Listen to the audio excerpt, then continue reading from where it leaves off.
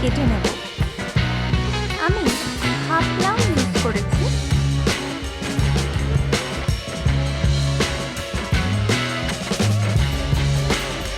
লাউটা পাতলা পাতলা কাটলে খেতে বেশি ভালো লাগে।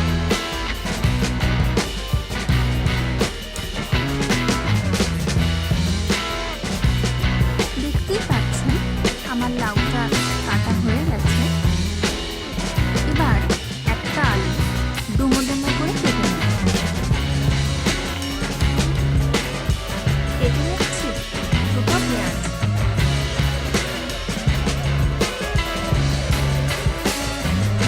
লাউ চিংড়ি বানানোর জন্য নিয়েছি লাউ, 300 চিংড়ি, দুটো তেজপাতা, জিরে নিয়ে নিয়েছি ফোড়নের জন্য, আদা রসুন 4টে শুকনো লঙ্কা দিয়ে পেস্ট করে নিয়েছি, নিয়ে নিয়েছি আলু ও পেঁয়াজ। কড়াইতে তেল গরম করে তাতে দিয়ে দিলাম দুটো তেজপাতা, দিয়ে দিলাম গোটা জিরে। গোটা জিরেটা ভাজা ভাজা হয়ে এলে দিয়ে দেবো আলু। আলুগুলো ভালো করে ভেজে নেব। আলুগুলো ভাজা হয়ে গেলে ওর মধ্যে দিয়ে দিচ্ছি শুকনো লঙ্কা ও আদা রসুন বাটা। রসুনের কাঁচা গন্ধ না যাওয়া অবধি ভেজে নেব।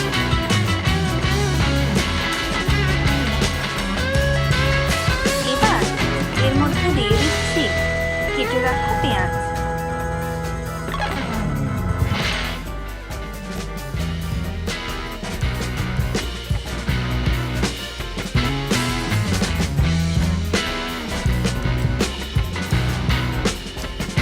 দিয়ে দিচ্ছি চিংড়ি। এবার খুব ভালো করে কষিয়ে নেব।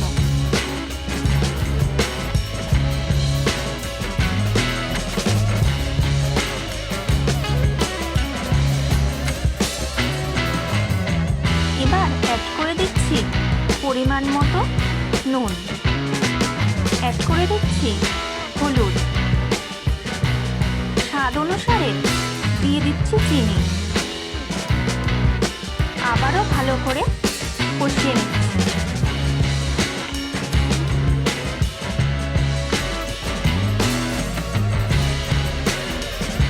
এখন লাউ অ্যাড করার পালা।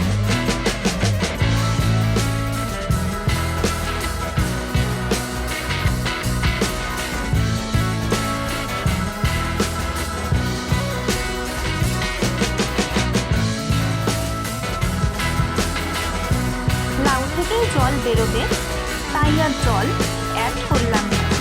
আর লাউটা কিন্তু খোলাই সেদ্ধ করবো। ঢাকা দিয়ে লাউ সেদ্ধ করলে লাউ অনেক সময় খেতে টক টক লাগে। এবার অ্যাড করে দিচ্ছি হাফ টিস্পুন মতো গরম মশলা।